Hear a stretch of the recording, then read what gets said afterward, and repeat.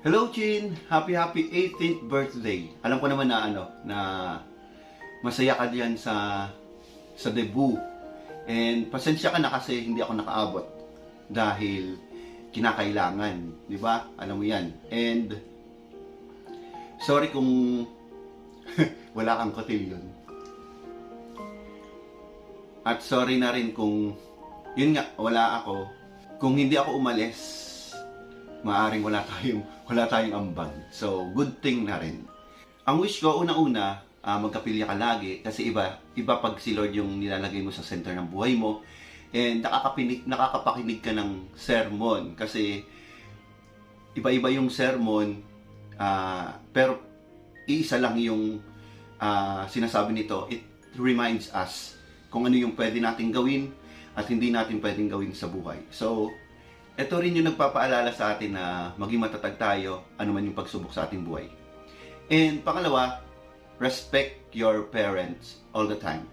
So no matter what, kahit na iinis ka na, kahit ayaw mo nung gusto nila, pero kung alam mo namang makakabuti para sa iyo, sundin mo sila. Loving your parents and obeying your parents are the sign of respect. And siyempre, hindi lang sa magulang, pati yung mga nakapaligid sa iyo at nakakatanda sa iyo. Huwag maging bias sa kabila. May respeto sa kabila, wala. So, dapat parehas mong nire-respeto. And pangatlo, siyempre, yung talamak na huwag ka na mag-aasawa. Naging dalaga. Huwag ka munang mag-aasawa. And mahalin mo yung sarili mo. Mag-aral kang mabuti para ang buhay ay bumuti. Dahil dalaga ka na at malaki ka na, yan, kayang-kaya mo na yung sarili mo na bumangon ng maaga, maglinis ng bahay, at saka magluto, kasi hindi ka pa bata, patanda ka, so medyo marami ka ng responsibilities na kakaharapin. And lastly, habang dalaga ka pa, so nandyan yung barkada, huwag mong kalimutan. Pero kung meron man na hindi maganda na idudulot sa sarili mo or sa ibang tao, huwag kang makibagay. So hindi porket hindi mo ginagawa yung ginagawa nila, hindi ka na nakikisama.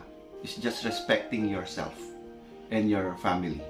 So yun, pwede namang makipagbarkada, makipagkaibigan.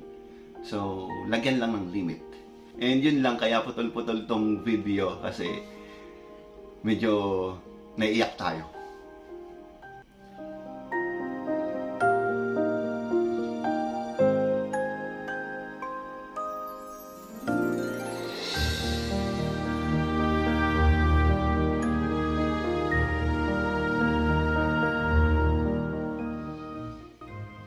Dahil nga gusto kong umattend and kailangan magsakripisyo, kaya yun ang nangyari. And again, happy 18th birthday.